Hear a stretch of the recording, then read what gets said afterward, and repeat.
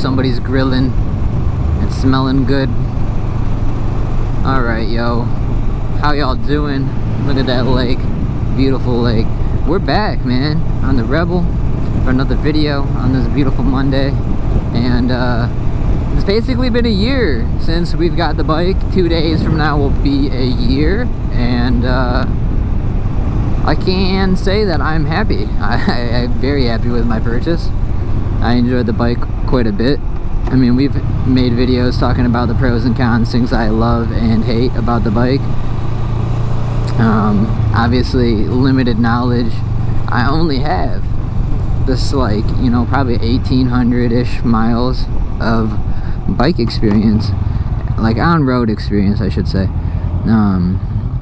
I've ridden BMX bikes my whole life. And I rode dirt bikes around. We had a few, we had two, and we had a go-kart and all that stuff. So I mean, I've experienced. Oh, I did have like this little mini. I forgot. This was a very prominent part of my youth. I had a little mini electric Razor crotch rocket. That thing was badass. We used to try to do wheelies on that and stuff. And I don't know. I think that kind of also got me into wanting to have like a crotch rocket or a bike, because from there I wanted to get one of the gas powered ones.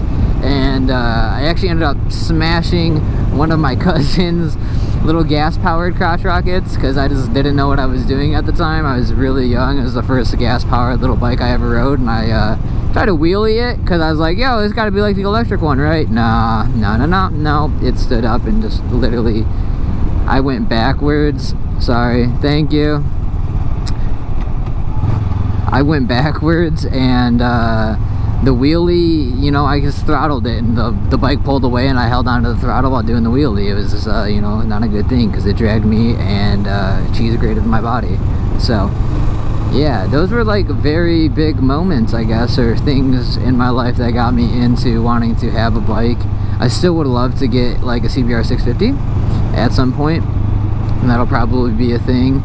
But what we're gonna get next, I don't really know. I'm torn at this point between, do I get a Grom or do I get like a DRZ 400? I don't know. I think the DRZ would be cool because it's supermoto, and I want to be able to like learn wheelies and stunt stuff and all of that. But the Grom is perfect for that too, because it's so small, and with a few mods you can make it do the stunting stuff. And I think the pro to it is it's so much smaller than the DRZ.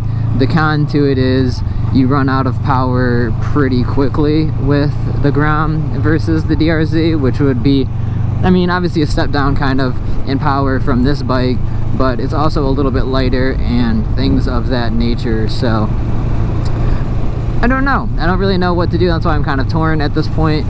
And I don't know if I'm going to do it this season or if I'm going to wait, because it's already a little late in the year. It might be difficult to find what I am looking for. Not so much like the Grom, but the DRZ. I also saw Honda just release this 250 RXL or something. I think it's a 250, or is it a 125? Either way, they released this new bike, and it's kind of like a dual sport dirt bike on road type of situation. And I was also like, that could be cool, because that is only $2,900 or $2,800, something like that. But that's before the handling and the taxes and all of that good stuff. So it probably ends up being around $35,000 to $4,000. So obviously not $35, $3,500 to $4,000. Somewhere in that range is what I would assume after the taxes and all that stuff. So I don't know. It's like there's a lot of options, and I'm torn because I don't want to get something that I'm not going to necessarily enjoy, and I also don't want to get something that is going to be maybe too much. Like the DRZ might be like too fast, and then I'll end up in that situation like I did on the little gas crotch rocket, where I thought I could handle stuff that I couldn't, and you know, maybe we'll end up in a bad situation. So what I'm trying to do is avoid that. I'm trying to get the most optimal bike for what I want to learn. And then there's also like the thing, like I could just get a dirt bike, right? But I don't necessarily want to just get a dirt bike, because then I'm limited as well to where I can't really like ride it on the streets, and I just gotta ride it in the yard, and X, Y, and Z. I could keep going, but that's not necessarily the goal. I like this bike for cruising. I'm glad that I've had it for a year, and I like what it's brought to me in terms of bike control and all of those things, and being comfortable on a bike, especially with it being pretty bare. You get really used to the wind on days like today when it's super windy. It's kind of uncomfortable. It was uncomfortable. Right now I wouldn't say it's uncomfortable, not so much anymore, but in the past it used to be very scary and uncomfortable. But now like those feelings have gone away, and it just feels like normal bike stuff. Like, I don't know if that's prohibiting or helping my abilities at all, but I think it in a way it helps, because you gotta understand how to deal with the headwinds and the crosswinds and all of that stuff, right? They're gonna happen, and they're things you can't really prepare for unless you're like actively looking, what is the you know, the wind like today, and blah blah blah. I don't really look at that stuff. I'm like, okay, it's sunny out, I'm gonna go ride my bike and have a good time riding my bike. And then even then, if it's cloudy out, I'm like, okay, what's the temperature? I don't look at what the wind is like on said day when I go out and ride, unless I'm gonna do it specifically for the video like I did last time, where I kind of was talking about my experience from the freeway and saying, you know, I can kind of guess where the winds are at. Today, I'd say it's probably around 9 to 10 miles an hour, maybe a little bit more, but in that range for sure. But I don't know, it's not that crazy, and a windshield would likely enhance my ride, but I kind of like feeling the wind. And somebody commented on my one video kind of when I was talking about the speed thing and about how it makes you feel limited and then you want more. Like right now, I don't know, I feel like that felt fun. It was scary. It wasn't that scary because I felt comfortable in my ability, but could I go around that corner faster? Probably. On this bike, I don't know. I don't know if it could necessarily handle it. I'm afraid I'm gonna low side it and it's gonna slide out from underneath me. That's my biggest fear. And I've also learned that I feel like I've been adding some counter like balance. So like when I'm taking turns, I'm doing this, like I'm going and I'm leaning to the right instead of leaning to the left with my turn. And I don't know when that's necessarily applicable. Like, do I need to do that in every corner? Probably not. Do I do it in almost every turn that I'm turning like that? Yeah. And like when I'm at a four-way stop, that's how I turn. And I've been trying to like set it so that I turn with my left shoulder down and I don't do the whole counterbalance thing, because I feel like when I watched the video and this dude was in like a twisty little corner section and he was counterbalancing, the guy in front of him was counterbalancing, and it was causing him to get wavy, and I was like, maybe that's why I experienced that feeling, right? Is like I'm counterbalancing when I'm not supposed to, just out of it feels naturally right. But essentially in this situation, when we're turning this way, you want to counter steer, right? You want to go right to go left and left to go right type of situation, and you want to lean into the corner itself. I don't know if I'm saying that if you lean into or out of the corner, I'm kind of retarded. So I don't know, like with this one, you're gonna lean to the left, right? And that's gonna be more into the corner. Where in the past, I would counterbalance and I would lean to the right, which would be outside, or is that leaning into the turn? In my opinion, the turn is to the left, so you're leaning left and that's into the turn. But that's just how my brain works. Let me know if I'm right or wrong in the comments, please, because I'd like to educate myself. That's the whole goal, right?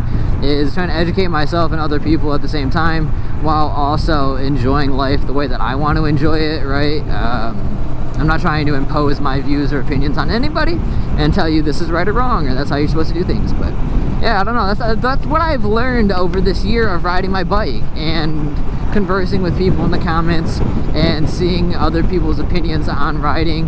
right? People would say I'm stupid because I'm wearing a hoodie and jeans and Vans.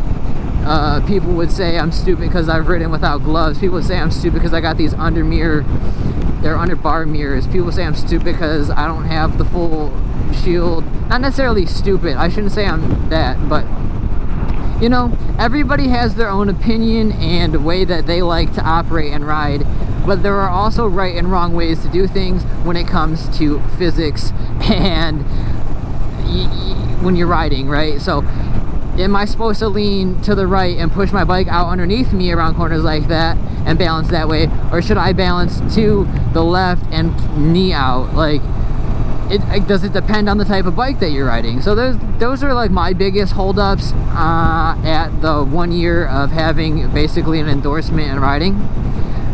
Do I have any qualms with the bike? No, I like the bike, it's good. Could it be faster? Sure. Do I need to necessarily go faster? Not really. I think I need to learn more bike control. I think this bike has helped me quite a bit with learning bike control. I feel like I should do a day where I go into a parking lot and, you know, set up and do some practice. I feel like that could be beneficial. It's kind of nerdy thing to do, like ride and you'll learn that way, but it's the safer thing to do, and I think it's the logical thing to do after, you know, having not done the class and it's been a year, right? So practice is always good to have. But that's really it. That's all I wanted to do, was kind of talk about my experience over the year, what I've learned, what I'm still struggling with, and kind of say how I feel about the whole bike. And you know, we've made videos about the bike. I enjoyed the bike. I like the bike quite a bit. It's nice. It's small, it's nimble, it does what it needs to do. It gets me from point A to point B. We've had a little bit of customization done to the bike as well, so that's fun. It's really easy to work on. I have no problems working on the bike at all. It's super simple. So yeah, from that perspective, I love Hondas, and we'll probably end up getting another Honda. What kind of Honda that will be, I don't know. We might end up getting the DRZ, which is I think Suzuki, if I'm not mistaken. And then Kawasaki also has like this 230 SM Supermoto, but again, I don't know, do I get a Supermoto that's like a 230 and practice on that? I feel like that could be a good step in the right direction as well. So I don't know, either way, I like it. I've had a great time. Hopefully you all have enjoyed the content that I've been putting out. I plan to obviously keep putting out more. We're going to try to stock up as much as we can to hopefully not have a dry winter this year. I did not mean to go all the way down to first, I meant to go down to second, but it's okay. It's bumpy. So I'll see you all in the next one. Peace.